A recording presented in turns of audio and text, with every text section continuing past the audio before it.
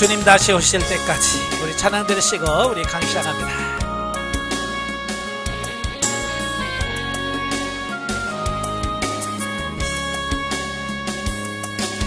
주님 다시 오실 때까지 나는 이 길을 가리라.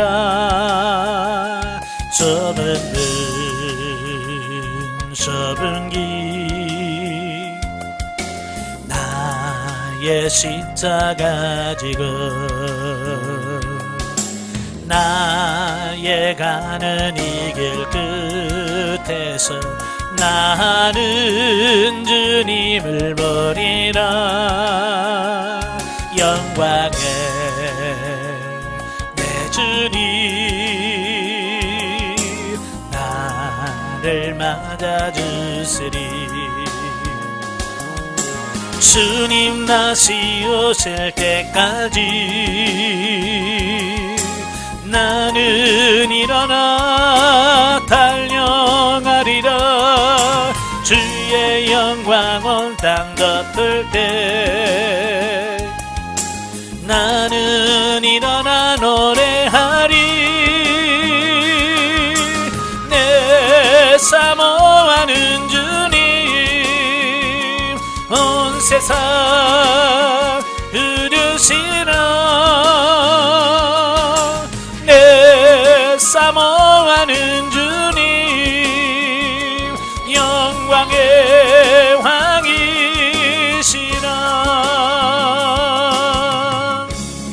아멘. 기도하겠습니다. 은혜로우신 아버지 감사합니다. 오늘 노래를 사랑하셔서 귀한 말씀을 듣게 하셔서 감사합니다. 이 말씀을 통해서 우리 영혼이 새로워지게 하시고 주님 앞에 한 걸음 더 나가는 은혜 시간이 될 수 있도록 성령님 도와주옵소서. 우리의 눈을 열어 보게 하시고 귀를 열어 듣게 하시고 심령을 열어 깨달아지는 역사가 있도록 도와주옵소서. 시종을 맡겨오며 예수님의 이름으로 감사하며 기도합나이다. 아멘. 예, 이 시간에는 이 마태복음 25장 보도록 합니다. 교재 114페이지입니다. 교재 114페이지 보시면 마태복음 25장이 나오게 되어지는데요. 그 마태복음 25장의 내용이 뭐냐면 종말을 대하는 성도의 자세를 교훈하는 새 비유입니다. 그러니까 24장은 말세에 어떤 현상들이 일어날 것인가 라고 하는 부분이라면, 그런 말세에 우리 성도들이 어떤 자세를 취할 것이냐 라고 하는 부분을 세 가지로 말씀해 주는데요. 1절부터 13절이 뭐냐면 열처녀 비유를 통해서 뭘 말씀하시냐면, 우리가 보통 이제 열처녀 비유라고 말씀하시는데 이 부분은 재림을 준비하는 성도들의 올바른 자세가 어떠해야 되느냐, 자, 이걸 보여주고 있어요. 그러니까 이 열처녀 비유는 그때 이스라엘 백성들이 흔히 하는 결혼 풍습이죠. 결혼 풍습을 가지고 교훈해 주는 겁니다. 그래서 이 비유에서 신랑은 누구냐? 예수 그리스도를 상징하고, 또 신랑을 맞으러 나간 신부들의 들러리인 열처녀는 우리 성도들을 가리킵니다. 그리고 그 열처녀가 가지고 있는 등이 있잖아요. 그 등은 성도들의 외형적인 신앙의 모습을 비유하고, 그러면 기름은 뭐냐? 기름은 이를 유지시켜주는 성령을 상징한다 라고 이렇게 볼 수 있습니다. 그리고 이 본 비유에서 열처녀는 슬기로운 5처녀와 미련한 5처녀로 나눈 것은 성도들 가운데서도 그리스도의 재림 때에 어린 양의 혼인잔치에 들어갈 자와 버림받을 자가 있음을 보여주기 위함이다. 그러니까 예수님께서 열처녀 비유를 보면 열처녀가 다 누구를 기다려요? 신랑을 기다려요. 예수님의 재림을 기다린다 그 말이에요. 근데 슬기로운 5처녀는 안에 잔치자에 들어가고 5처녀는 들어가지 못한다는 거예요. 이건 뭘 말하냐? 오늘 저와 여러분이 같이 신앙생활을 하지만 못 들어가는 자가 있다는 거예요. 그걸 말씀해 주셔요. 아시겠죠? 그러니까 우리가 교회만 들락달락 한다고 되는 게 아니라 그 말이에요. 진짜 그 준비하고 깨어있는 사람만이 그 잔치자리에 어린 양의 혼인잔치에 들어갈 수 있다는 것을 보여주고 있습니다. 그러니까 등만 있지 기름을 준비하지 못했다고 하는 말은 무슨 말이냐? 여기 보면 경건의 모양은 있으나 경건의 능력은 없는 자들을 뜻한다 그랬어요. 그러니까 신앙생활하면서 내가 집사야, 내 권사야 라는 어떤 외형적인 이런 걸 갖췄어요. 모양은 다 갖췄어. 그러나 그런 삶이 안 나오는 사람, 그런 이런 사람들은 그 안에 들어갈 수 없다라고 하는 것을 말씀해 주고 있습니다. 다시 말해서 그들은 성도로서의 신앙의 겉모습은 있으나 정작 이러한 참 신앙을 유지시켜주는 성령의 역사가 없는 신앙을 가진 자들이다 라는 겁니다.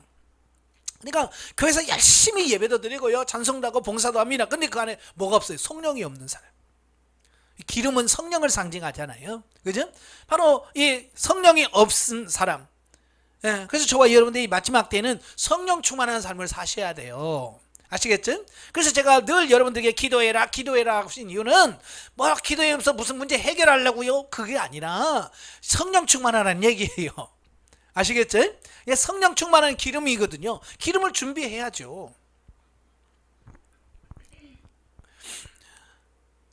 이 열처녀의 비유에서 중요한 것은 10 또는 5이라는 숫자가 아니라 신랑을 기다리는 열처녀가 그 준비 상태에 따라 둘로 양분되어진다는 것이며, 예.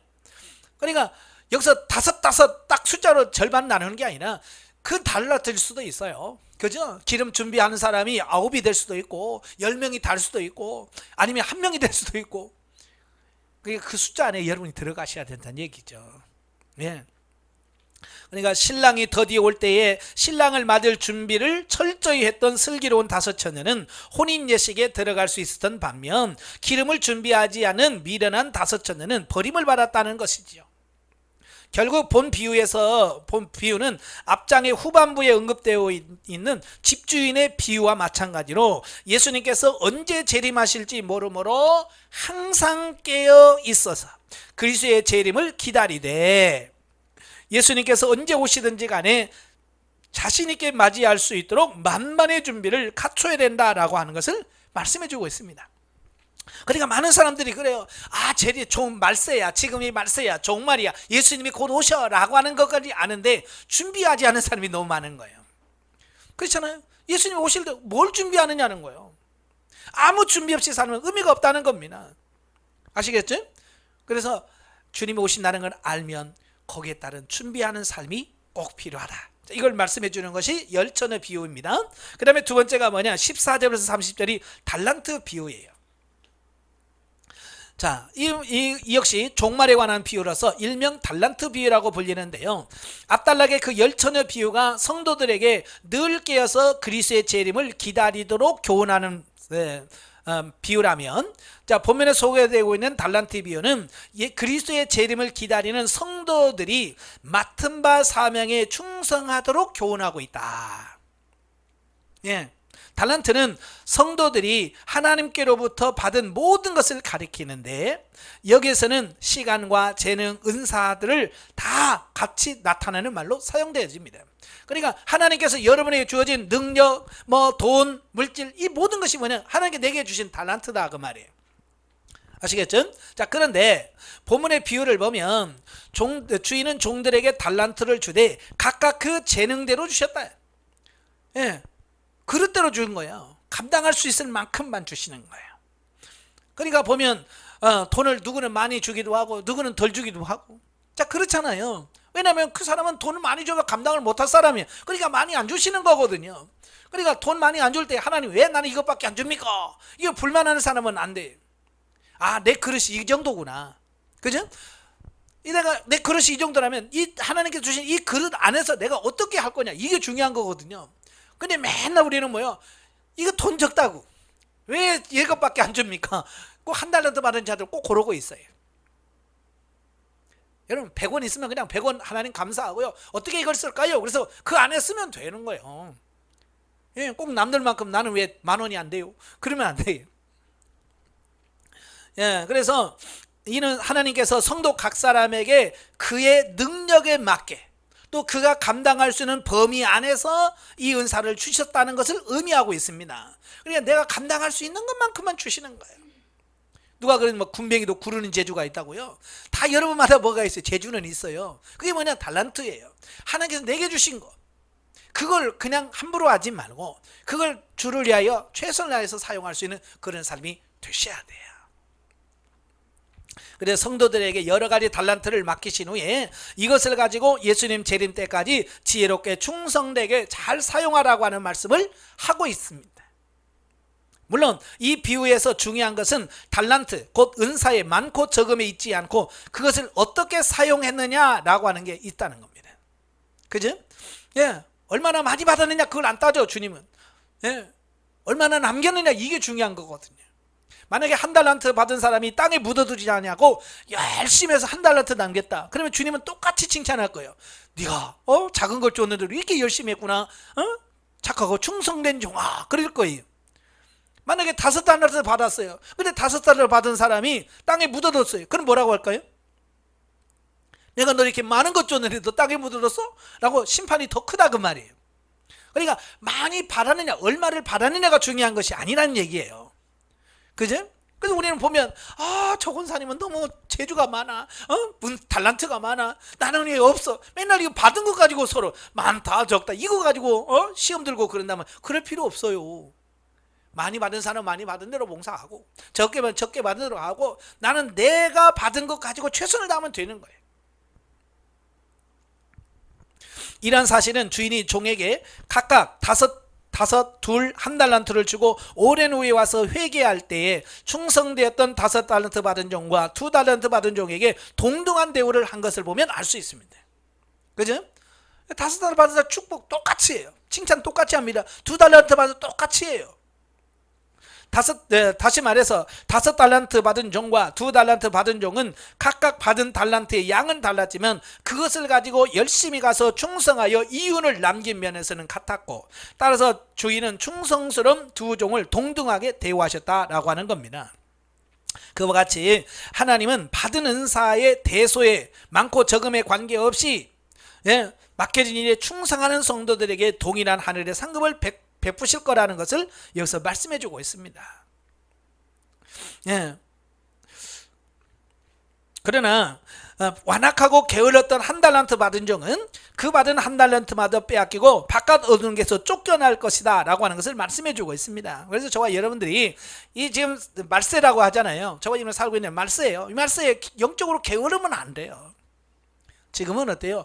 부지런하셔서 열심히 남기는 여러분 되시기를 바랍니다. 아시겠죠? 네. 그 다음에 31절에서 46절까지 보면 양과 염소의 비유입니다. 그리스도의 재림을 예비할 것을 교훈한 열처녀 비유와 주의 재림 때까지 맡겨진 일에 충성할 것을 교훈하는 달란트 비유에 이어서 본문은 종말의 비유 결론에 해당되는 부분으로서 일명 양과 염소의 비유라고 부릅니다. 여러분 양과 염소 구분할 수 있어요? 네, 확실히 다른 것도 있지만 비슷한 것도 많아요. 그래서 확실하게 구분이 잘 안 됩니다. 양과 염소가 확실하게 잘 구분이 안 됩니다.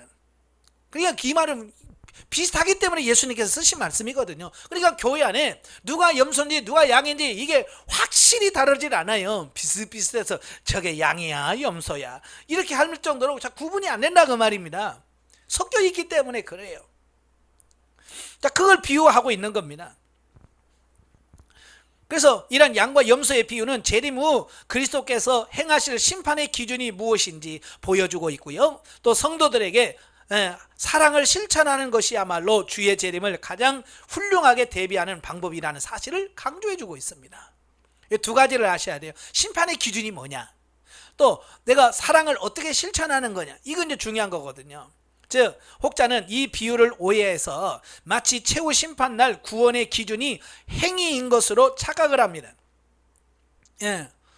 그러나 이 비유는 인간 구원의 조건이 선행이라는 것이 아니라 구원받은 자는 이웃에 대하여 주의 사랑과 계명을 실천할 의무가 있고, 또 믿음을 갖고 주를 섬기는 자는 자연히 사랑을 실천하는 자로서의 모습을 갖게 되는 바, 결과적으로 이런 자들이 구원을 받을 것이라는 측면을 강조하는 비유일 뿐입니다.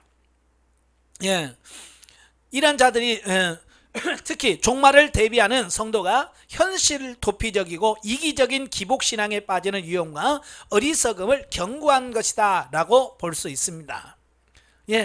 이게 무슨 말이냐면, 기복신학이라는 게 뭐냐면 땅에서 막 받는 걸 말하잖아요. 그죠?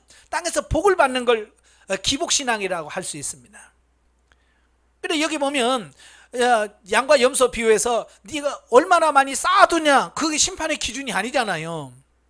그죠? 그런 얘기 하나도 없어요. 예. 네가 뭐 집이 몇 평이냐 안 나와. 네가 도굴 저축을 얼마 했냐 이게 안 따집니다. 뭐예요? 네가 하나님께 주신 물 그걸 가지고 얼마나 사랑을 실천해내 이걸 보시는 거예요. 그러니까 보통 우리는 지금 염소 같은 생활을 많이 하고 있는 거예요. 양은 뭡니까? 불쌍한 사람, 가난한 사람, 옥에 갇힌 사람 찾아가서 그들을 심고 도와주는 역할을 합니다. 근데 염소는 뭐요? 안 해요. 자기만을 위해서 자기만을 위해서 심는 사람은 염소 같은 사람이에요. 한편 본문의 비유는 앞단락에서 언급된 달란트 비유의 내용을 보다 구체적으로 설명해 주는 역할을 하고 있는데, 결국 하나님께서는 우리에게 허락한 재능과 은사들이란 성도들의 관심과 도움을 필요로 하는 이웃을 위하여 사용되어야 된다는 것을 말씀해 주고 있습니다. 그러니까 하나님께서 내게 재주 주셨고 달란트 주셨잖아요. 이걸 자기만을 위해서 쓰지 말고 어렵고 힘든 사람을 위해서 쓰라. 그래서 줬다는 얘기입니다. 하나님께서 내게 물질을 주신 이유는 너 혼자 잘 먹고 잘 살아라가 아니라 그걸 가지고 불쌍한 사람, 어려운 사람을 도와서 그들에게 사랑을 실천하며 살아라, 그 얘기인 거예요. 그래서 많이 벌면, 물질이 많으면 많이 신고 적으면 적은 대로, 그렇잖아요. 내게 있는 그 한도 내에서 사랑을 실천할 수 있는 삶이 되셔야 돼요. 그러니까 여기 보면 얼마나 많이 했느냐가 중요한 게 아니에요. 액수를 말씀하고 있지 않아요. 예. 예를 들어서 1억을 구제했냐 10억을 구제했냐 그거 안 따집니다. 내가 가지고 있는 것 중에서 얼마나 나눠줬느냐, 그게 중요한 거거든요. 진정 그리스도의 재림을 대비하는 성도들의 그 충성은 이웃에 대한 사랑의 실천으로 입증되고 성취될 수 있다는 것이다. 이게 중요한 거예요. 예. 내가 이웃을 섬기는 것은 결국 뭐냐면 내가 하나님을 얼마나 사랑하고 있다라고 하는 것을 보여주는 거란 말이에요. 아시겠죠? 그래서 여러분들이 사랑을 실천할 수 있는 삶이 되셔야 돼요. 자, 영적이에 보죠. 자, 열처녀 비유는 우리가 영적으로 성숙하여도 지속적으로 순종하여 성령 충만한 기름으로 채우지 않으면 주님 오시는 날 부끄러움을 당하게 될 것이라는 것을 의미합니다. 예, 따라서 영적으로 성숙하여도 영적인 보화, 순종과 말씀으로 채우지 않으면 영적인 기갈을 맞게 된다라고 하는 것을 보게 됩니다. 예, 그러니까 영적으로 성장을 해도 내가 기도해서 영적으로 채우지 않으면 기갈이 와요. 예, 그죠? 등불을 계속해서 기름을 준비를 해야 되는데, 예, 계속 등불만 켜놓지 등불을 준비하지 않으면 고갈돼요. 떨어지는 날이 옵니다. 신랑에서 신랑이 왔다 맞으라 그런데 다 떨어지니까 없잖아요. 그죠? 그러니까 여러분도 마찬가지예요. 뭐 기도를 가끔씩 한 번씩 하는 것이 아니라 매일같이 기도해서 어때요? 기름을 항상 채워놓는 그런 작업을 하셔야 돼요. 보통 보면 언제 기도합니까? 부흥회 때나 이런 큰 행사 때 하면서 왕창 며칠 하고 그 다음에 땡 굶었다가 또 한번 1년에 한 번씩 하고, 이제 그러니까 이게 근데 집회 끝나고는 조금 딸랑딸랑 있긴 하지만 어때요? 금방 꺼지잖아요. 예, 그래서 문제가 되는 거예요. 그래서 매일같이 기도하는 거, 그래서 중요한 겁니다. 아시겠죠? 그 다음에 14절부터 31절까지 보는 달란트 비유는 하나님은 각기 재능을 주셨는데 그에게 맡겨주신 영혼을 양육하고 은혜로 받은 은사와 달란트를 주의 뜻대로 활용함으로 열매를 맺을 때 하나님께서 인정하는 자가 될 것이라는 사실을 우리에게 보여주고 있습니다. 그리고 양과 염소의 비유는 하나님께 절대적으로 순종하는 자와 말씀을 듣고 방관하는 자를 비유하는 말씀이다. 우리는 끝까지 양의 위치에서 우리의 생이 다하는 날까지 충성하는 그런 삶이 되어야 되겠다라는 겁니다. 자, 26장으로 넘어가죠. 자, 26장은 네 번째 순환 예고와 가룟 유다의 배신 및 성만찬 전후의 사건들과 겟세마네 동산에서 기도하신 예수님과 또 체포 신문당하는 이런 모습이 나와요. 1절부터 5절이면 예수님의 네 번째 순환 예고입니다. 네, 그러니까 25장까지는 감람산에서 다섯 번째 5대 강화가 마무리됩니다. 자, 그리고 이제 26장부터는 예수님께서 고난당하시고 순환당하시는 이런 부분들을 설명해 주고 있습니다. 다시 말해서 마태복음에서 총 4번이나 예수님께서 뭘 말씀하냐면 내가 고난받을 거다. 예루살렘에 올라가서 내가 고난받을 것이고 죽을 거다라고 하는 말씀을 해요. 근데 중요한 것은 그 예수님이 4번 할 때마다 점점 더 명확해지고 분명해진다는 겁니다. 이걸 이제 계시 발전사라고 그래요. 계시는 시간이 지나면서 점점점 명확해지고 분명해지고 확대되어지는 이 부분을 말씀해 주고 있어요. 그래서 이제 4번째인데요. 여기서는 순환이 언제 이루어질 것이고 어떻게 이루어질 것인가에 대해서 보다 구체적으로 드러나십니다. 예, 그래서 예수님께서는 자신의 십자가의 순환, 이게 죽을 때 언제 죽느냐? 6월절에 이루어질 것이라고 말합니다. 이제 구체적으로 내가 언제 죽을 거다? 6월절에 죽을 거다라고 날짜까지도 말씀하셔요. 또한 그 사건을 제자들 가운데 한 사람이 배신이 직접적인 계기로 작용할 것을 말씀해 주고 있습니다. 예수님이 자신의 순환을 이렇게 거듭 예고하신 것은 뭐냐? 자신의 십자가 순환과 죽음은 온 인류의 속죄와 구원을 성취하기 위해서 하나님께서 미리 계획하신 사건임을 증명하려는 의도에서 비롯된 것이라는 겁니다. 왜냐하면 많은 사람들이 그래요. 예수님께서 어떻게 세상에 와서 좀 구원해 보려고 했다가 그걸 구원을 못하고 죽어버렸다, 실패했다, 이렇게 해석하는 분들이 많거든요. 근데 예수님은 뭐라고 하냐면 계속 그걸 이야기하는 겁니다. 내가 이렇게 죽을 거다. 이건 뭐냐면 예수님의 죽음이 실패가 아니라는 걸 얘기하고 있는 거예요. 죽음이 실패가 아니라 하나님의 뜻 구속사를 이루어가는 하나님의 방편이지 끝이 아니라는 것을 말씀해 주시려고 미리미리 말씀해 주시는 겁니다. 예.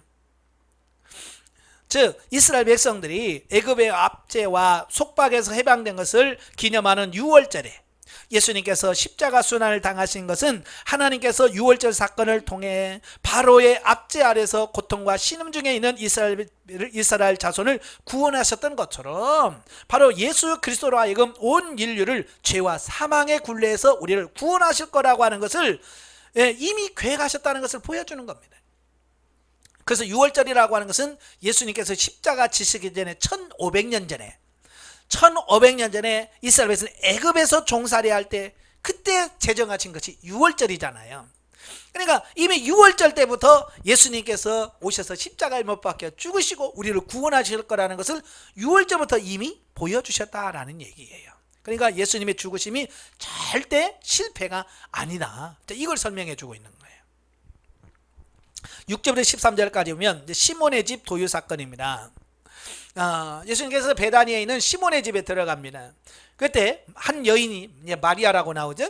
이 마리아가 예수님에 와서 300데나리오나 되는 값비싼 향유를 예수님께 붓습니다.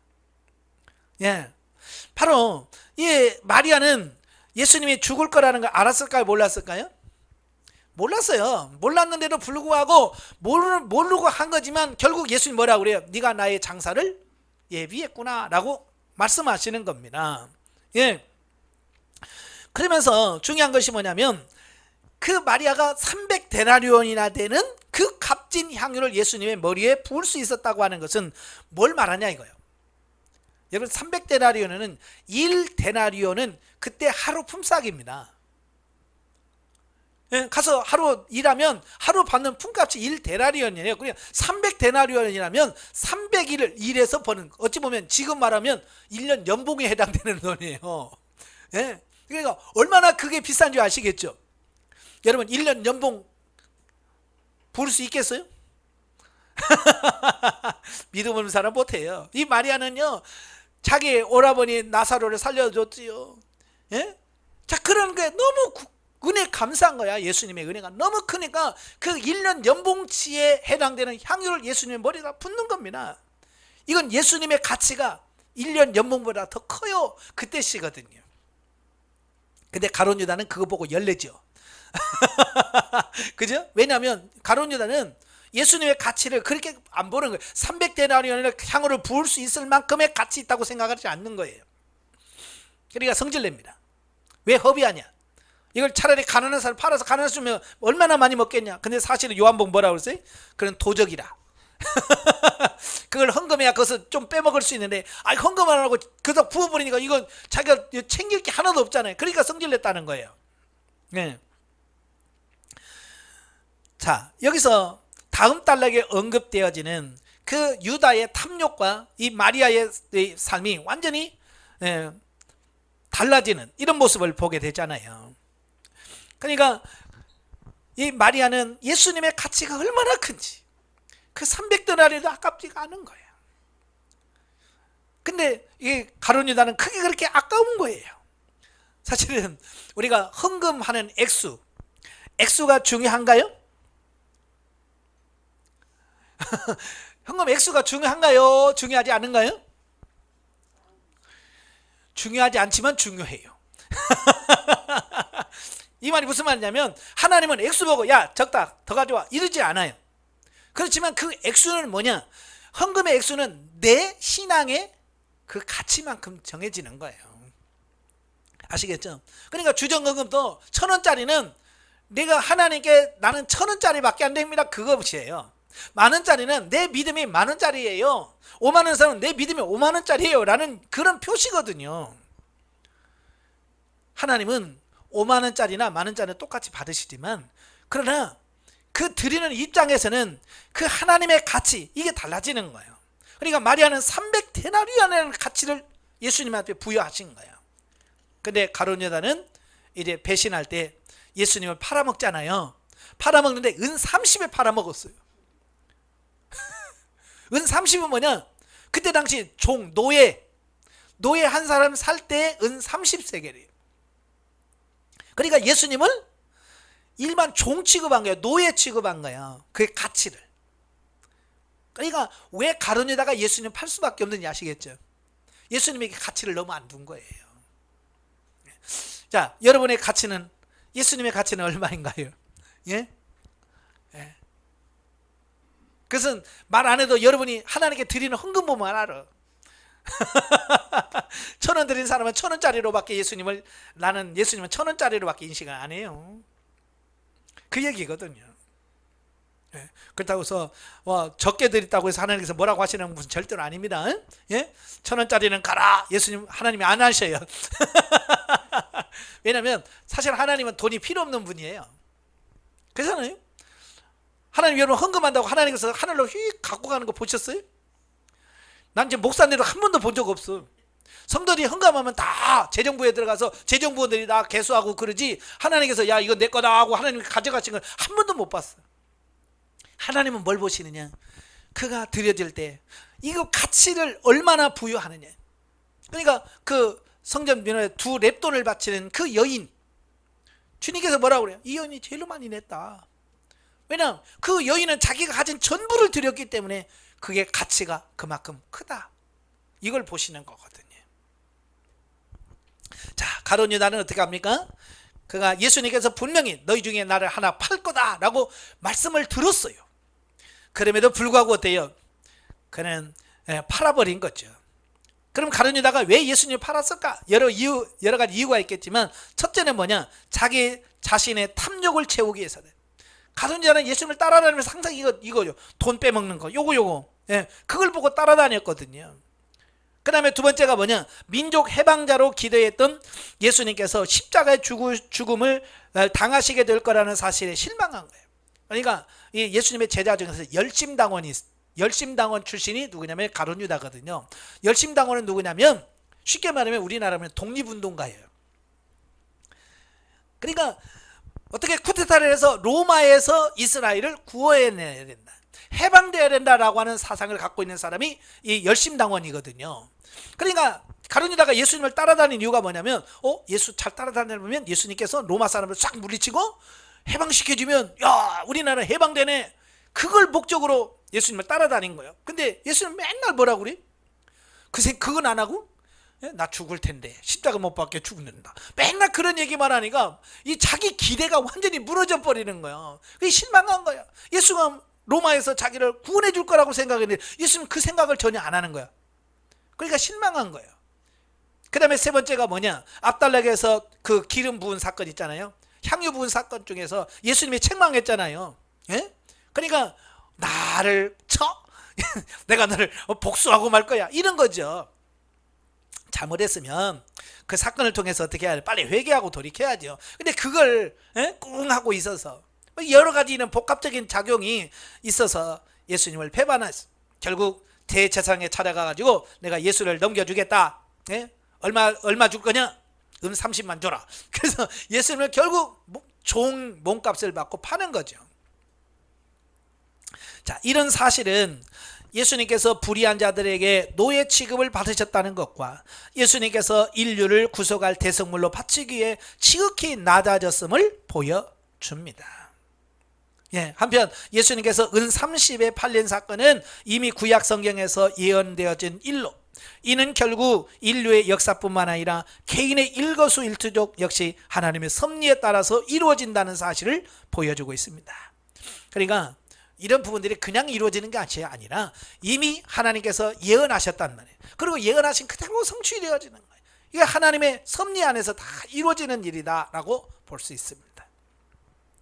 그 다음에 17절에서 30절 최후의 만찬입니다. 이제 고난주간, 다섯째 날인 목요일에 있었던 일이에요. 그래서 예수님께서 그 오순절, 6월절을 맞게 됩니다. 그래서 6월절을 준비하라고 말씀하시는데 사실은 그 다음날이 6월절이거든요. 근데 예수님께서는 하루 전인 목요일 날에 제자들에게 6월절 준비를 해라. 그래서 6월절을 지키자라고 얘기를 합니다. 그리고 예수님께서 왜 날짜까지 앞당기면서 6월절을 지키냐? 바로 그 다음날 6월절 양 잡는 날에 예수님이 죽어요. 예. 그 다음에 죽은 다음에 와서 야 6월절 안 지켰다? 그러면 안 되잖아요. 예수님 무덤에 있으니까. 그러니까 예수님께서는 미리 그 죽기 전에 제자들을 모아놓으시고 그들에게 6월절 그 예식을 하시는 겁니다. 그 이유는 뭐냐? 6월절의 의미를 다시 한번 제자들에게 되새김질 시키는 겁니다. 사실은 6월절이라는 것은 6월절 어린 양의 피를 통해서 구약의 이스라엘 백성들이 애굽에서 구원받고 해방되는 날이 6월절이거든요. 그죠?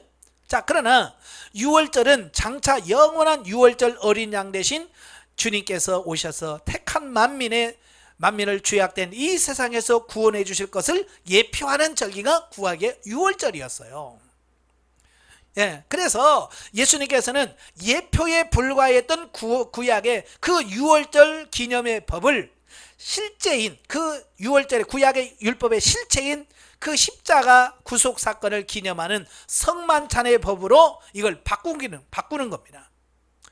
구약에는 6월절이었지만 이제는 신약에는 성만찬으로 이 개념을 의미를 바꾸시기 위해서 날짜까지 변경하면서 제자들에게 행하신 거예요. 예, 특히 주님께서 드신 6월절 만찬에는 뭐가 없어요? 원래 6월절에는 뭘 잡아요? 양을 잡잖아요. 양을 잡아서 먹어. 근데 이날은 양이 없어요. 왜 양이 없을까요? 예? 예수님 자신이 양이니까. 그렇잖아요. 예수님 자신이 양이야. 그렇기 때문에 그때 양을 잡으면 안 돼요. 그래서 예수님 자신이 양이기 때문에 대신 뭐요?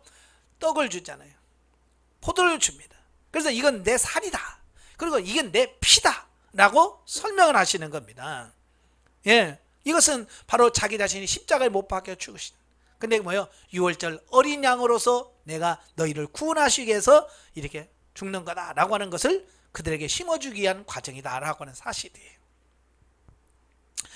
자, 그래서 여러분 성만찬을 참석하실 때마다 바로 구약의 6월절 구원받은 날처럼 우리를 구원하시기 위해서 예수님께서 이렇게 피 흘려 죽으셨구나. 이걸 기억하셔야 돼요. 자, 그 다음에 31절에서 35절까지 오면 베드로와 제자들의 예수님 부인 예언입니다. 자, 성만찬을 쭉 하시다가 예수님께서 말하잖아요. 네가 나를 버릴 것이다.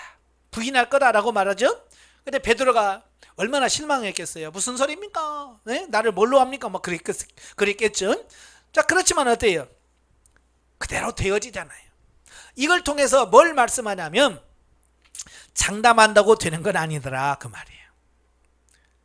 큰 소리 친다고 되는 건 아니에요. 여러분, 저도 그래요. 저 장담 못해요. 왜?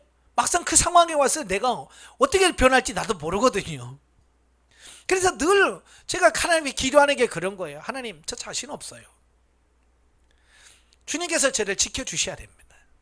하나님께서 저를 보호하셔야 되고 주님께서 저를 지켜주셔야지. 그렇지 않으면 저도 이 베드로처럼 이렇게 할 수밖에 없습니다. 늘 고백할 수밖에 없어요. 큰 소리 못 칩니다. 예. 큰 소리 쳤지만 나는 주와 함께 죽을 각오도 돼 있고요. 예? 감옥에 갈 준비도 다 됐습니다. 그놓고도 뭐래 3번이나 부인하고 저주하면서 끝내버리잖아요. 자, 이걸 보면서 사람이 얼마나 변하기 어려운가 이걸 알 수 있어요. 쉽게 바뀝니다. 예. 그리고 어찌 보면 이 베드로의 실패가 결국 베드로를 만들어요. 또 그래서 여러분 실패했다고 낙심할 필요 없습니다. 그죠? 한번 실패했다고 나는 이제 쓸모없는 인간이보다 아니에요. 베드로 같은 사람도 써요. 그러니까 여러분도 실패했다고 너무 낙심하지 말고 회개하고 하나님 앞에 다시 가길 바래요. 그 다음에 36절 46절은 겟세마네 동산에서 기도하시는 모습입니다. 예수님께서 임박한 십자가의 고난을 바라보시면서 고통을 절감하셨습니다. 자신이 메시아로 오신 이유, 이 땅에 오신 이유는 뭐예요? 죽기 위해서 오신 거예요. 그죠? 그럼 막상 십자가에 죽으려고 하니까 육신을 가진 예수님도 이게 두려운 거예요. 예, 육신은 예수님께서 우리와 똑같은 육신을 갖고 있기 때문에 예수님도 똑같이 아프셔야 되고요. 채찍에 맞으실 때, 못에 박힐 때 우리가 겪는 그 아픔을 그대로 똑같이 경험하셔야 돼요. 그러니까 예수님도 육신을 갖고 있기 때문에 얼마나 두려웠을까요? 그래서 오직 가면 제자들에게 야 내가 지금 죽겠다. 내가 심히 죽겠으니 나를 위해서 좀 기도해 달라고 부탁을 하셨을까요? 그러니까 예수님이 십자가에 죽으신 것은 그냥 뭐 하나님이신데 뭐 통증이 없을지어다 그러면 통증 없잖아요. 근데 그런 게 아니란 얘기예요. 예수님께서는 우리를 위해서 다 그 고난 고통 다 감수하셨다. 아시겠죠? 예. 그래서 예수님의 사랑이 크다는 이유가 바로 거기 있는 거예요. 그래서 그가 3번씩이나 기도하지요. 그냥 기도하면서 결국은 뭐예요? 내 뜻대로 마옵시고 아버지의 뜻대로 되기를 원합니다. 기도라는 게 그런 겁니다. 끝까지 하나님 이거 안 해주면요 나 오늘부터 밥 안 먹어요. 이게 기도가 아니에요.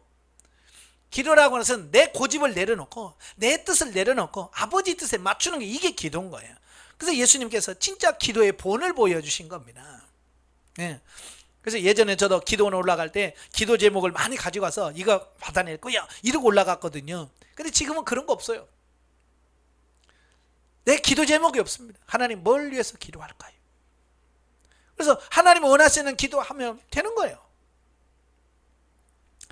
47절 56절까지면 체포당하신 예수님, 그래서 목요일날 밤중에 밤새도록 기도하시죠. 그리고 금요일날 아침, 금요일날 새벽에 그들이 체포를 당하십니다. 본문에는 없지만 요한복음에 보면 새벽에 막 횃불 들고 찾습니다. 사람이 예수님이 그러죠. 누구 찾냐 그러죠. 여러분 같으면 어떡하겠어요? 숨었겠죠. 바위 틈에 숨어 있으면 그건 못 찾고 지나가겠죠. 근데 예수님께서는 뻔히 가서 야 누구 찾냐? 나사렛 예수다. 나다 그러잖아요. 그러니까 기도하고 성령 충만하니까 예수님께서 그렇게 불안해하면서 내가 지금 심히 죽겠다. 나를 위해서 기도하라고 했던 그 예수님이 기도하고 나서 성령의 도우심을 받으니까 야 나다 라고 자신 있게 말할 수 있는 겁니다. 이게 뭐냐? 기도한 사람은 성령 충만하면 예수님처럼 이렇게 당당해질 수 있는 겁니다. 그러면서 베드로가 말고의 귀를 딱 자르니까 예수님 뭐라고 그래요? 야 칼로 산 자는 검으로 망한다. 말고의 귀를 고쳐줍니다.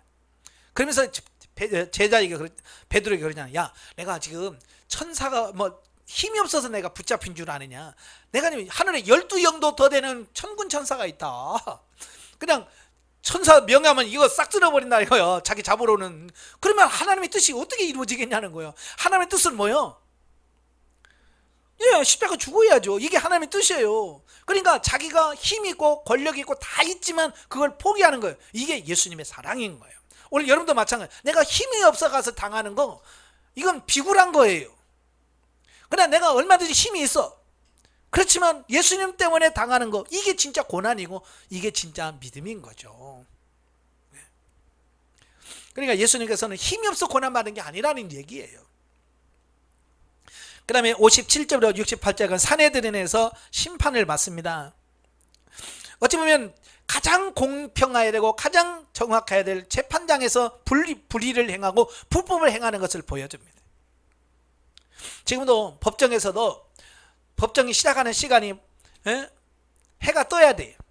그때 당시도 마찬가지예요. 새벽에 밤에 재판하는 거 없습니다. 불법이에요. 근데 예수님 막 새벽 해도 안 뜨는데 예수님 잡아다 놓고 정식 재판도 아니고 가야바의 집에서 거기서 예수님 먼저 심판하고 신문하고 다 그러면서 모든 것이 다 불법으로 진행되고 자행되어지는 겁니다. 그런데도 예수님께서 침묵하셨어요.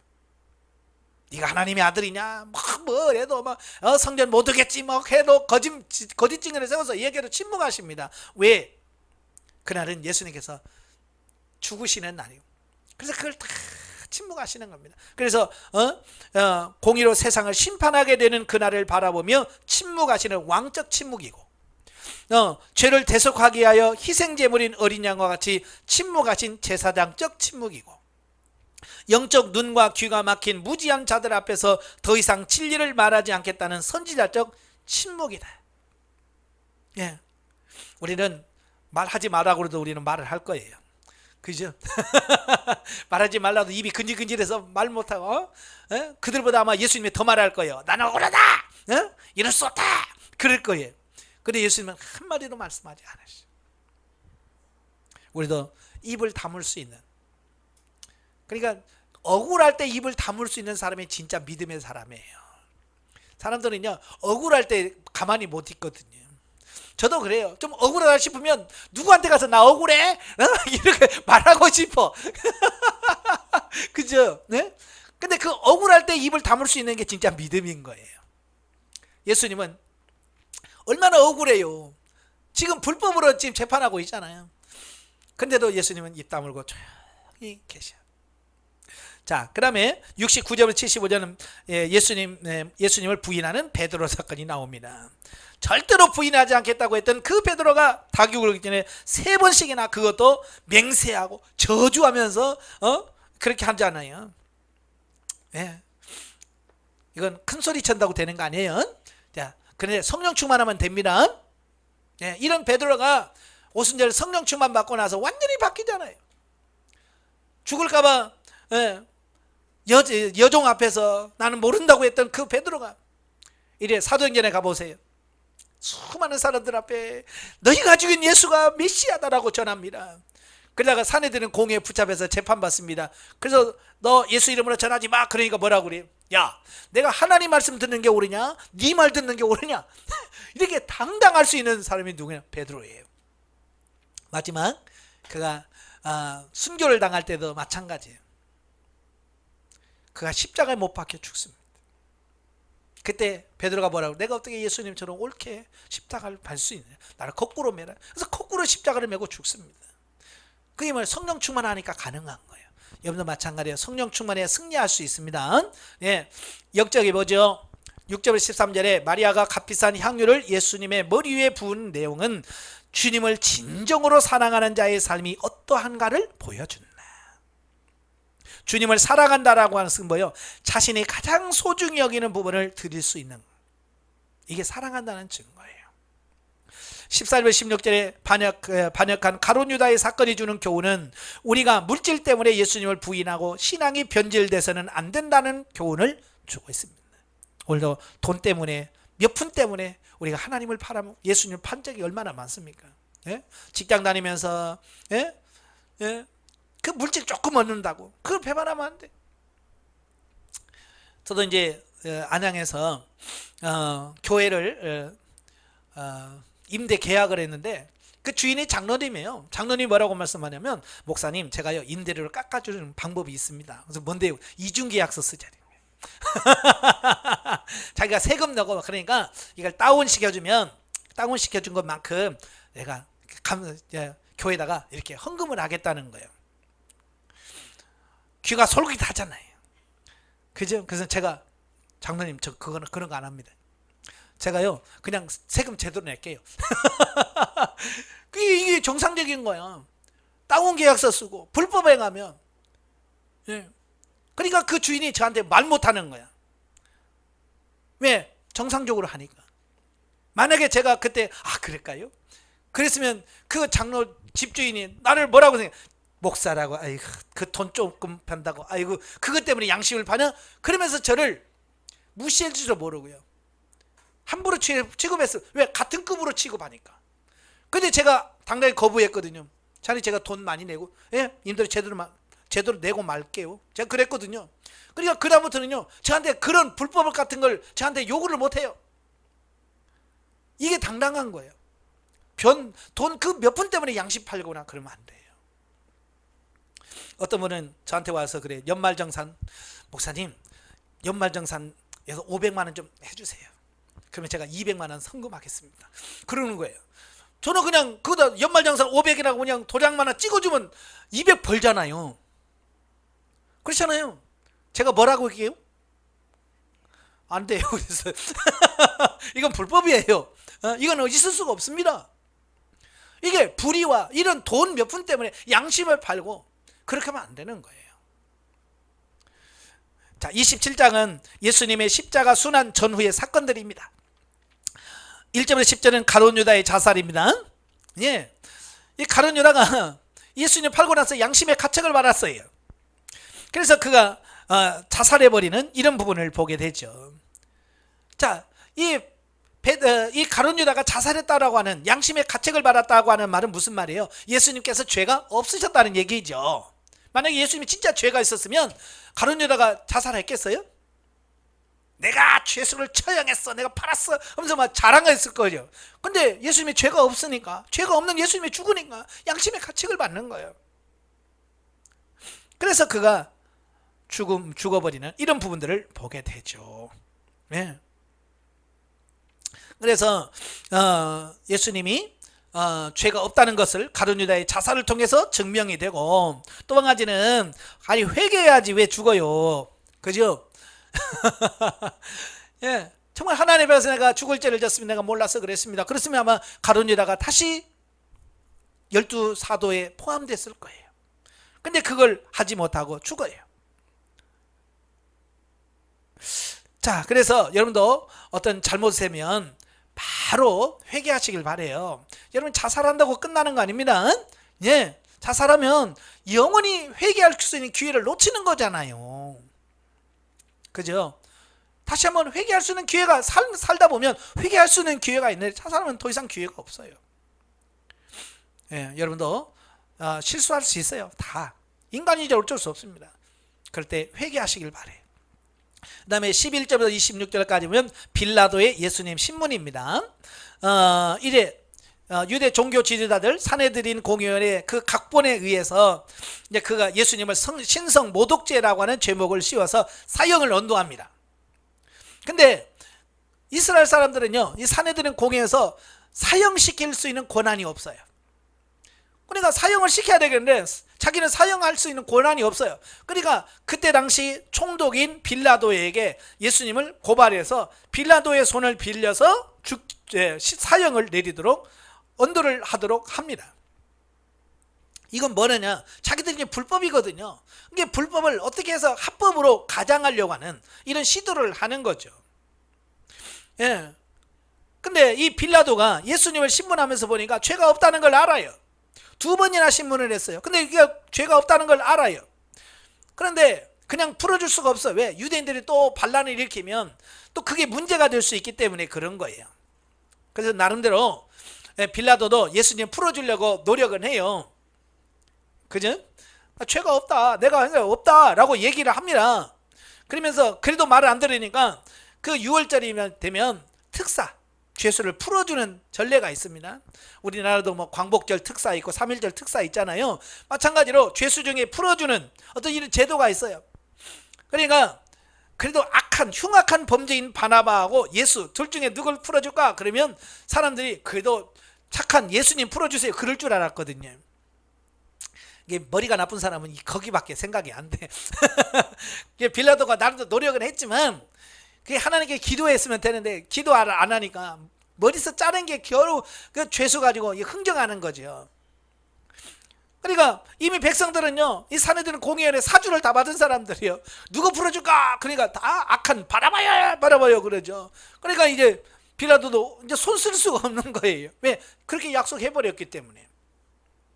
그래서 결국은 예수님을 빌라도가 죽이도록 내어주죠. 그 이유는 뭐냐면 예수님 죄가 있어서가 아니라 사람 눈치 보니라고 그런 거야. 예, 사람 눈치 보니라.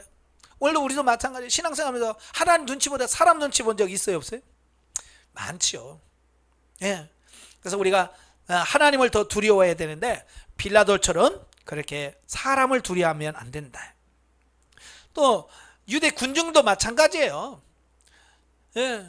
예수님 낙에 타고 올라갈 때만 해도 얼마나 했습니까? 호산나 호사 다윗의 자손이 하면서 얼마나 환영을 했어요. 예? 근데 그게 얼마나 또 샥 바뀌어가지고 죽여라 죽여라 십자가에 못 박아라 이렇게 주장하고 있어요. 이 사람들의 마음이라는 게 이렇게 간사합니다. 여러분도 제발 좀 간사하지 않기를 바라요. 아시겠죠? 예, 우리는 신앙의 지조, 믿음을 지키고 신앙의 순결을 지킬 수 있는 그런 사람이 돼야 돼요. 예. 그래서 결국 빌라도가 할 수가 없죠. 그러니까 뭐 어때요? 많은 사람 보는 앞에서 물 뜨다가 손 씻으면서 나는 여기에 잘못 없다, 내 잘못 없다, 자 그러는 거죠. 예. 그런다고 죄가 없어집니까? 아무리 자기가 무죄라고 해도 우리가 사도신경 외울 때마다 뭐라고 그래? 빌라도에게 고난을 받으시고 그러잖아요. 예. 죽을 때까지, 아니 죽었어도, 빌라도가 죽었어도 지금 2000년 동안 우리가 예배 드릴 때마다 빌라도에게 고난을 받으시고, 아마 지옥에서도 빌라도는 귀가 간질간질할 거예요. 맨날 예배 드릴 때마다 빌라도에게 고난을 받으시고 아이고 누가 내 욕하는 거야 그래서 기뻐하고 있을 거예요.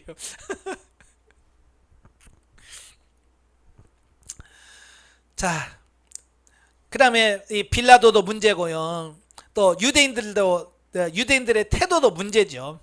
그들은 예수님을 죽인 책임을 자신과 자손들에게 떠맡겠다고 자처합니다. 예. 빌라도가 야, 죄 없는데 이거 어떡하냐? 예? 그러니까 뭐라고 해서 그 책임 우리가 지겠다. 그 벌은 우리와 우리 후손들이 받겠다고 그래. 자기들 무슨 배짱으로. 그렇잖아요. 그게 얼마나 무서운지를 모르고 자청하는 겁니다. 그들은 실로 하나님을 두려워하지 않는, 그죠? 하나님을 두려워했다면 어떻게 그런 말을 할 수 있겠어요? 하나님을 두려워하는 마음이 없어요. 그들은 오직 그냥 예수님만 죽으면 끝날 줄로 생각한 거죠. 그러나 하나님의 징계를 받아요. 그래서 그 예수님이 돌아가시고 나서 한 40년 후에 AD 70년에 예루살렘 망합니다. 그때 유대인이 죽임당한 사람만 110만 명이에요. 그 책임 우리가 지겠습니다. 우리 후손들이 지겠습니다. 그랬거든요. 그 벌이 2차 세계대전 때는 어떻게 됩니까? 전 세계에서 죽임당한 유대인들만 600만 명이래요. 어마어마한 숫자였죠. 여러분 함부로 말하지 마시고 책임지지 못할 말 하지 마셔야 돼요. 27절 31절까지 보면 조롱받으시는 예수님, 이제 빌라도가 사형을 언도했습니다. 그러면서 로마 군병들에게 엄청나게 많은 멸시와 조롱을 받습니다. 왕들만 입는 홍포를 씌워줍니다. 예수님이 왕이라서 왕으로 인정하는 것이 아니라 조롱하는 거죠. 왕관 대신에 가시관을 만듭니다. 홀 대신에 갈대를 쥐어줍니다. 그리고 왕께 경배하는 흉내를 냅니다. 그러면 돌아가면서 예수님의 얼굴에 침을 뱉고 칼대를 빼서 얼굴을 때리고, 예? 얼마나 예수님 보실 때 억울하시겠어요. 그런데 예수님께서는 조용히 침묵하시고 묵묵히 그걸 견디셨어요. 예? 이것은 오늘 우리들에게 고난받을 때 우리가 어떠해야 되는지를 보여주는 겁니다. 아까 제가 말했죠. 억울하면 우리는 입이 가만히 안 있다고.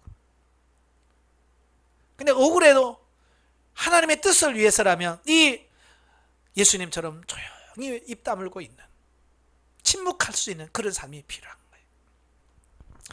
32절 49절 십자가에 달리신 예수님, 드디어 로마 군병들이 희롱을 당한 후에 예수님을 골고다에 끌려가 십자가에 못을 박는 장면이 나옵니다.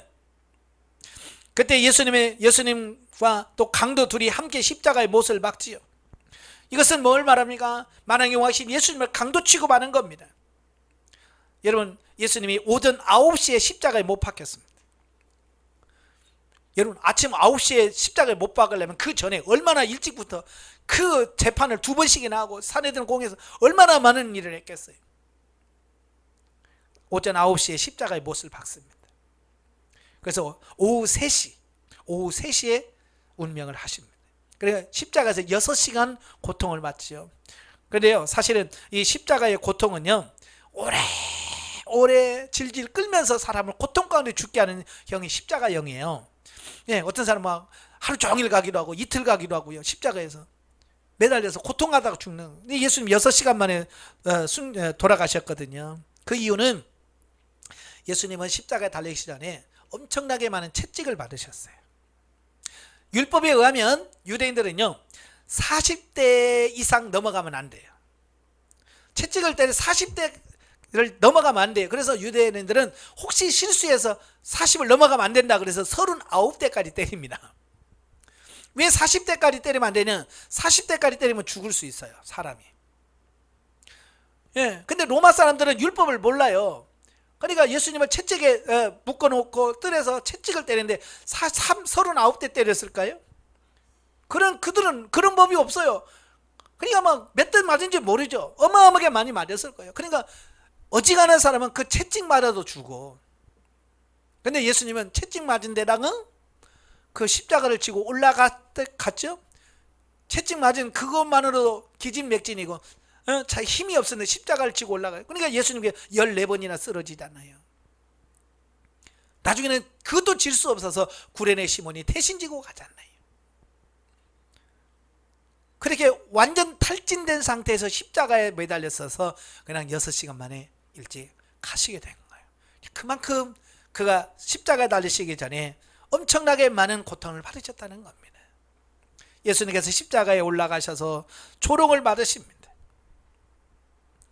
그때 예수님께서 그 조롱에는 아무 말씀도 안 하시고 가장 힘들었던 게 뭐냐면 하나님으로부터 버림받았다고 하는 거예요. 그게 가장 컸던 거예요. 그래서 예수님께서 유일하게 하나님 어째 나를 버리십니까? 하나님을 버림받은 그게 예수님은 가장 컸던 거예요. 왜? 죄인은 하나님으로부터 징계와 버림을 받을 수밖에 없다는 것을 보여주는 겁니다. 하나님의 아들 예수도 온 인류 그 순간 십자가를 지는 그 순간은 뭐예요? 모든 인류의 죄를 예수님이 다 짊어진 거거든요. 그래서 하나님도 눈을 감으실 수밖에 없었어요. 이것은 그 시편에 예언된 그 말씀의 성취죠. 50절 56절까지면 예수님께서 십자가에서 6시간의 고통을 겪으시다가 그가 결국 돌아가셨습니다. 예수님이 돌아가실 때 2가지 사건이 벌어집니다. 하나는 성소에 있는 성소와 지성소를 가로막고는 휘장 위에서부터 아래로 쫙 가로막혔습니다. 휘장이라고 하는 것은 원래 죄로 인하여 하나님과 우리 사이가 가로막혔다라고 하는 것을 예표하는 표시예요. 그래서 아무나 이 휘장을 지나서 지성소에 못 들어갔습니다. 근데 예수님께서 십자가 죽으심으로 그 휘장이 갈라졌어요. 히브리서 뭐라고 그래? 이제는 하나님께 나아갈 수 있는 새로운 산길이 열렸다라고 표현하고 있습니다. 휘장이 갈라져서 이제 누구나 하나님께 나아갈 수 있는 길을 열어놓으신 것을 의미하고, 다른 하나는 바위가 터지고 무덤이 열려 자던 성도들이 일어나 죽은 자들이 막 일어난 거예요. 자, 이건 뭘 의미하느냐? 장차 십자가의 은혜로 구속받은 성도들이 영원한 부활을 맞이하게 될 것을 이런 죽은 사람이 살아나는 걸 통해서 보여주신 겁니다. 예수님이 믿는 자는 다시 부활할 거다, 이걸 보여준 사건이에요. 그래서 십자가에 달려서 죽으실 때의 2 사건을 우리에게 보여주셨습니다. 자, 57절 66절까지 보면 예수님의 장례입니다. 이 유대 지도자들은 예수님을 죽여놓고 그 다음 날이 안식이란 말이에요. 이 안식일날 시체를 매달아 놓는 것은 율법적으로 이게 안 돼요. 그러니까 빌라도에 가서 십자가에서 매달려 있는 상태로 안식일을 지내지 않도록 빨리 좀 치워달라고 요구를 합니다.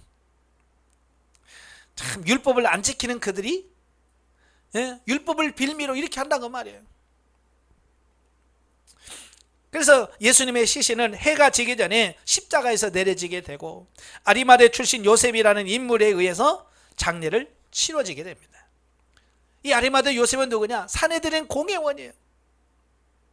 공회원인데도 불구하고 예수님의 죽음을 반대했던 사람이에요. 예수님 십자가의 처형을 반대했던 사람이에요. 그럼에도 불구하고 대다수의 의견에 의해서 어때요? 예수 그리스도가 십자가를 못 박혀 죽으셨어요. 정작 예수님을 장례 치료해야 될 사람은 누구예요? 예수님의 제자들 아니에요. 그죠? 3년 반 동안 따라다녔으니까 예수님의 시신을 달라고 해서 장사 지내야 될 사람은 예수님의 제자들인데 예수님의 제자는 싹 도망가고 전혀 다른 아리마대 요셉과 니고데모가 와서 예수님을 장례 치르는 이런 모습들을 보게 되어집니다. 그리고 예수님을 장례 치르니까 뭐라고 그래요? 지도자들이 또 찾아가서 우리가 그가 생전에 그가 죽어서 3일 만에 부활한다는 말을 했는데 혹시 또 제자들이 와서 그 시신을 훔쳐가서 또 부활했다고 할까봐 무서우니까 군인들을 시켜서 좀 지켜달라고 요구합니다. 참 그들도 머리를 참 잘 굴려요. 근데 결국은 뭐냐? 그것이 결국은 예수님의 부활을 증거하는 그 결과를 가져오게 돼요. 만약에 지키는 사람이 아무도 없었다 그러면 예수 부활을 증명할 사람이 없잖아요. 그런데 그 예수님의 부활을 그들이 봤거든요.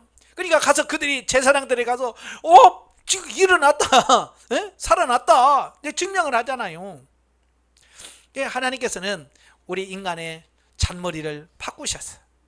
이렇게 새롭게 만드시는 거예요. 자, 28장으로 가면 이제 주님의 부활과 최후의 명령에 대한 말씀이 나옵니다. 1절부터 10절을 보면 예수 그리스도의 부활이 나와요. 예수님께서 그의 순환과 함께 부활에 대하여 수차례 예언을 했습니다. 내가 다시 살아날 거다, 내가 다시 부활할 거다 라고 말씀했습니다. 근데 사람들은 그걸 믿어요, 안 믿어요? 안 믿어요. 사실 죽은 사람이 살아난 걸 봤어야지. 물론 제자들은 나사로가 살아난 걸 봤어요. 야율의 딸이 살아난 거 봤어요. 그럼에도 불구하고 십자가 못 박혀서 죽은 예수님이 사흘 만에 살아날 거라? 여기는 못 믿어지는 거죠.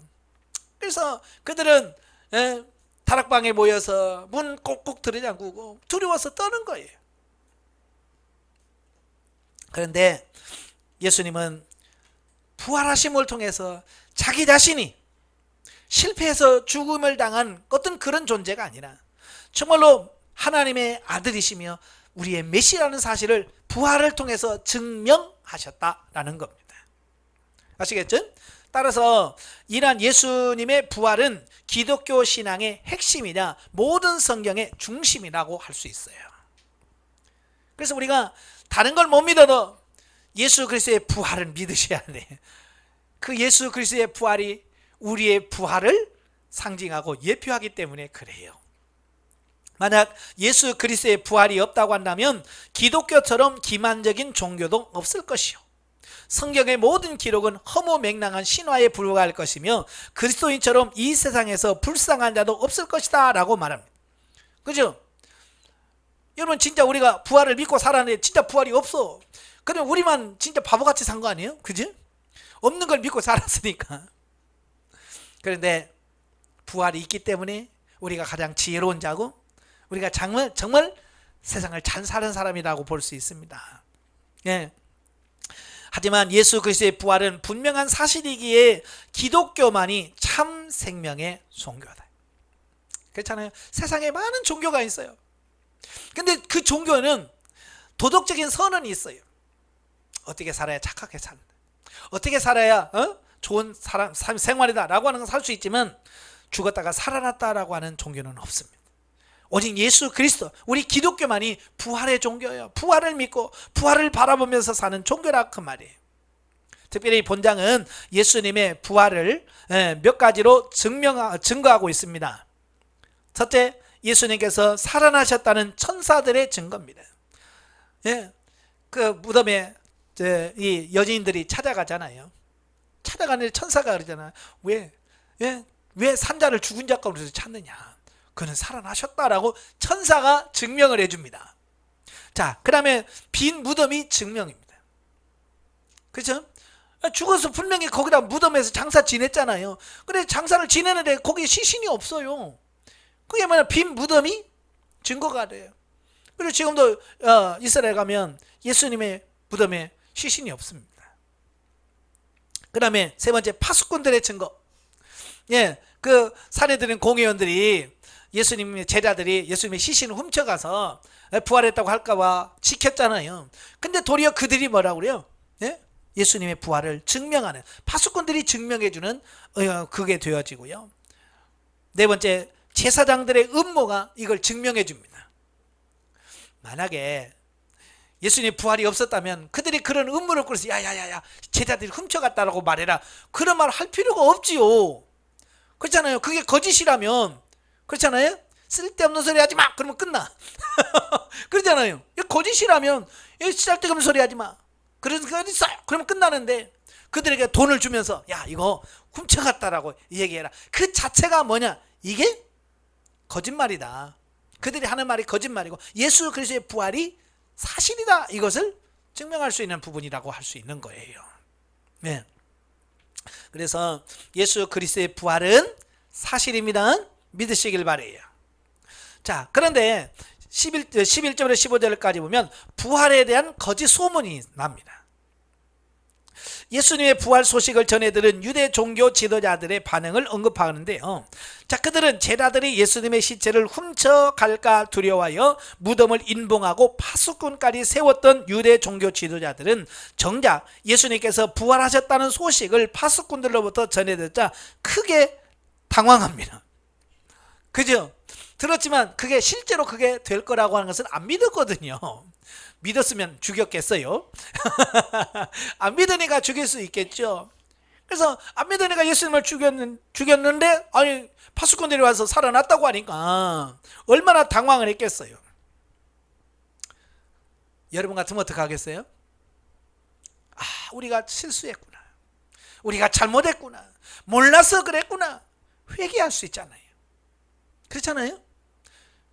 근데 이 유대 지도자들은 거기서 회개할 기회를 놓쳐버려요. 회개할 기회를 놓치고요, 그걸 무마시켜버립니다. 거짓으로 꾸며버립니다. 그래서 그들은 사악한 음모를 꾸몄는데 바로 그 파수꾼들에게 돈을 주면서 매수합니다. 예. 그래서 예수님의 제자들이 시신을 훔쳐갔다라고 소문을 내게 합니다. 여러분, 그때 당시의 법에 의하면요, 이 파수꾼 지키는 사람들이 물건을 잃거나 어떤 사건을 잃어버리면요, 그것 대신에 죽습니다. 이 돈을 받는 게 아니라 사형을 시켜. 너 왜 그 시신을 빼앗겼어? 왜 도둑 맞았어? 파수꾼 잘못했네. 너 사형 이래야 돼. 그래야 진짜예요. 근데 돈을 받았어요. 그건 거짓이라는 것을 스스로가 증명하는 겁니다. 하지만 이들의 시도는 일부 유대인들에게는 성공했을지를 몰라도 많은 사람들은 아 이거 도둑 맞았대 라는 말을 믿죠. 원래 믿음이 없었으니까. 결국 아무 소용이 없게 되고 말았다. 왜냐하면 그들의 끈질긴 방해와 모함에도 불구하고 예수 그리스도의 부활은 예루살렘으로부터 시작해서 온 유대와 사마리아와 땅끝까지 증거되었고요. 무려 2000년이란 시간이 흐른 지금 오늘날 지구 그 이스라엘 정반대편인 이 우리 대한민국에까지 예수 그리스도의 부활이 전파되어졌고, 오늘 저와 여러분들이 그 예수 그리스도의 부활을 믿고 소망 가운데, 그러니까 그들이 아무리 이걸 거짓으로 꾸미려고 해도 진리는 속일 수 없고 막을 수 없다는 것을 보여주고 있습니다. 예. 예수님께서 부활하셨습니다. 네. 16절부터 20절까지 오면 예수 그리스도의 지상 명령에 대한 말씀인데요.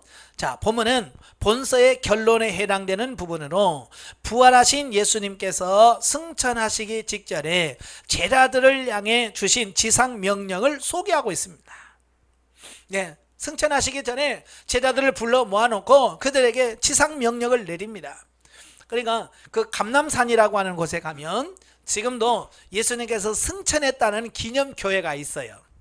예.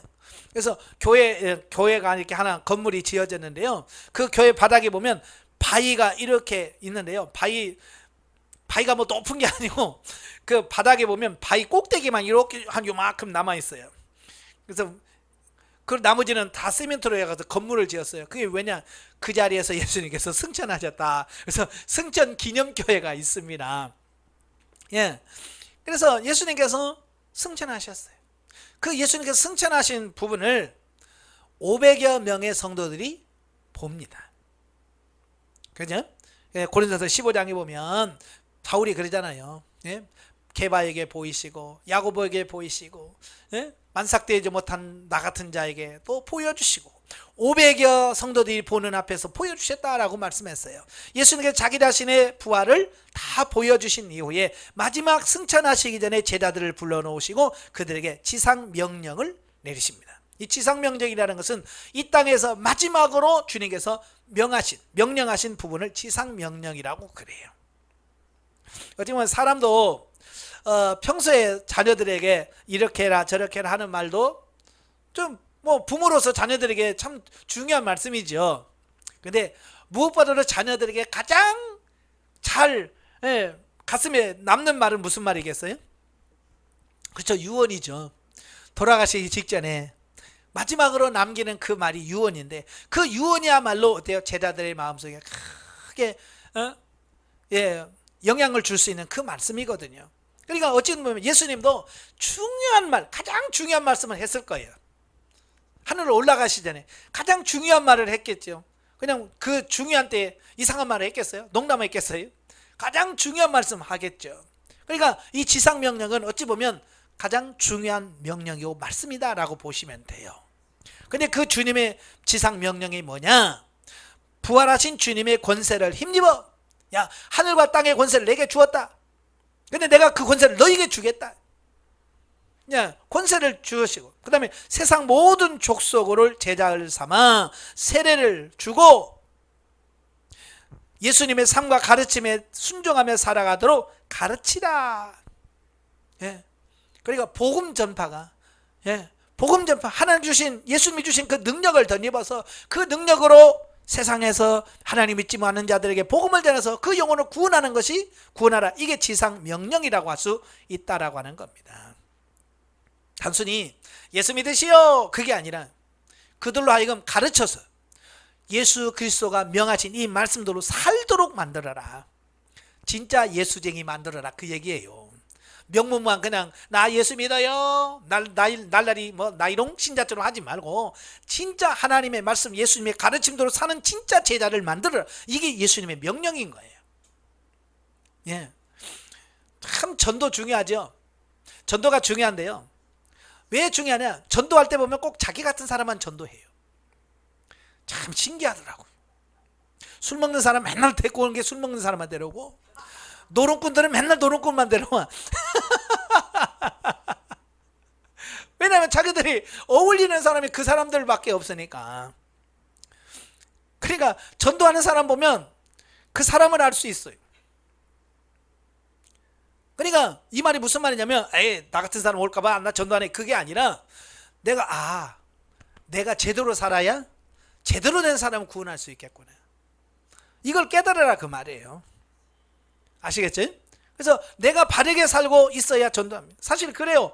전도에서 보면 주일 오전 예배만 드린 사람이 전도한 사람은요 꼭 주일 오전 예배만 드립니다. 참 신기해요. 왜? 처음 왔을 때 본 것이 그거밖에 없기 때문에 자기를 교회를 인도한 사람이 오전 예배만 드리고 가니까 그렇구나. 그래서 그 사람은 계속 죽을 때까지 오전 예배만 드립니다. 그래서 오후 예배 드려고 하면 왜요? 그래요. 왜? 그 사람은 그게 안 들어왔어.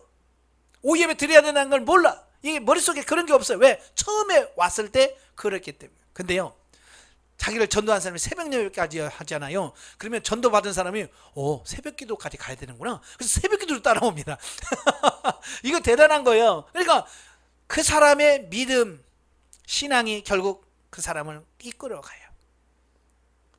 그러니까 날라리 신자 전도하지 않으려면 여러분이 진짜가 돼야 돼요. 아시겠죠? 그래야 진짜 성도를 구원할 수 있고 전도할 수 있습니다. 자, 오늘도 우리가 해야 될 일들이 참 많지만 우리가 최우선적으로 해야 될 사명이 바로 지상명령입니다. 이러한 지상 명령과 더불어서 예수님께서 우리에게 약속을 주셨는데 그 약속이 뭐냐? 너희와 항상 함께 있으리라. 여러분, 하나님께서 주시는 복, 축복, 하나님께서 우리에게 주시는 축복 중에서 가장 큰 축복이 이거예요. 임마누엘, 내가 너와 함께 하겠다. 근데 사람들은요, 그거 좋아해요? 안 좋아해요? 별로 안 좋아해요. 예, 하나님이 야 내가 너와 함께 할게 그러면 아니 그것 말고요, 하나님이 한 것 말고요 돈만 줘요. 이건 꼭 마치 사춘기 때 애들 때 보면 그러잖아요. 어디 갈 때 야 엄마가 같이 갈게 그러면 오지 마요, 오지 말고 그냥 돈만 줘요. 똑같아. 사춘기 애들처럼 엄마 부모가 따르면 간섭한다고 생각하는 거야. 그렇잖아요. 자기를 지켜주고 보호해주는 어떤 그런 게 아니라 따라와봐야 귀찮게만 하고 간섭하고 잔소리만 한다고 생각하니까 아이고 오지 마세요, 오지 말고 그냥 돈만 줘요 하는 것처럼 하나님이 내가 너와 함께 하기 때문에 아이고 그러지 마시고요, 그냥 나게 그냥 돈이나 그냥 줘요, 그냥 물질적인 축복이나 주고요, 그냥 건강이나 주고요, 그냥 하나님은 그냥 교회 안에 그냥 가만히 계셔, 내가 가끔씩 와서 찾아뵐 테니까. 이런 신앙생활 한다고 말이에요. 가장 큰 복이 뭐냐? 임마누엘이에요. 그래서 구약성경에서 쭉 보시면 하나님께서 주시는 많은 복 중에서 가장 큰 복이 뭐냐? 내가 너와 함께 하겠다. 이게 가장 큰 복이거든요. 그런데 사람들은 그걸 복이라고 여기지 않아요. 예, 여러분은 그 복이 가장 큰 복인 줄로 믿습니다. 예, 영성훈련을 받아서 생명당에 들어가면 뭐요? 하나님과 내가 영적인 결혼을 하죠. 그래서 하나님의 나의 남편이 되고 내가 그의 신부가 되어지는 거예요. 그래서 남편이 된 그분과 늘 동행하고 하는 삶이 이루어지는 겁니다. 그게 중요한 겁니다. 그게 핵심이에요. 어떤 물질적인 복보다도 하나님이 함께 한다는 복이 가장 큰 복이라는 걸 꼭 기억하시길 바라겠고요. 그 약속이 실제로 이루어진 사건이 오순절이에요. 그래서 오순절에 성령이 강림하시죠. 성령이 강림하시고 그 임하신 성령님이 하나님의 나라에 갈 때까지 우리를 떠나지 아니하시고 우리가 늘 항상 함께 하시고 우리에게를 지도하시고 인도하신다고 말씀해 주고 있습니다. 그 성령이 여러분과 늘 함께 하시길 바라요. 자, 영적이에 봅니다. 예수님은 제자들에게 세상을 다스리는 권세와 복음을 선포하라는 지상 명령을 주셨고 그들과 함께 하시어 하나님의 뜻을 이룰 것이라고 말씀하십니다. 그러나 우리의 삶 속에서 하나님의 능력과 역사가 나타나지 않는 것은 우리의 속사람이 변화되지 않았기 때문입니다. 예, 그래서 예수님께서 분명히 우리가 함께 하신다고 그랬고 이런데 왜 나의 삶 속에 안 나타납니까? 예, 우리의 속사람 영이 강건하지 않아서 그래요. 자, 하나님은 각 성도가 하나님이 주신 권세와 능력을 행하여 주의 뜻을 나타내어 하나님의 영광을 드러낼 수 있는 자가 되도록 우리의 내면을 갱신하고 계신다. 그래서 다방면에서 환경을 통해서 우리를 전인격적으로 다루심으로써 넉넉히 하나님의 일을 나타낼 수 있는 자로 빚어가고 계신다. 예? 오늘 저와 여러분이 하나님께서 이런 훈련을 통해서 여러분 만들어 가시는 겁니다. 20절에서 예수님께서 제자들과 함께 항상 함께 하실 것을 약속하신 바와 같이 오늘날 우리도 성령에 의한 훈련을 받고 고난 가운데 있을 동안에도 주님이 함께 하셔서 세상에서 능히 승리할 수 있도록 하신다. 예, 하나님은 여러분과 늘 함께 하십니다. 여러분이 힘들어하는 그 순간에도 주님은 여러분과 함께 하시고 여러분을 돕고 계시고 여러분을 위해서 기도하고 계시다는 걸 기억하시고 어떤 상황에서 감사하며 승리하시기를 주님으로 축원합니다. 기도하겠습니다. 은혜로우신 아버지, 정말 죄악 가운데 사는 우리를 구원하시기 위하여 예수 그리스도께서 이 땅에 오시고 정말 십자가에 죽으시는 그 고통까지도 감내하시고 마지막에 내가 너희와 함께 하겠다고 약속하셨습니다. 그 주님의 약속이 우리의 삶의 현장에서 이루어지게 하옵소서. 성령 충만함이 늘 우리 가운데 임하게 하시고 우리 영혼이 강건하여 하나님의 말씀대로 사는 귀한 역사가 우리 가운데 있도록 도와주시옵소서. 예수님의 이름으로 감사하며 기도합나이다. 아멘. 하나님께 온전입니다.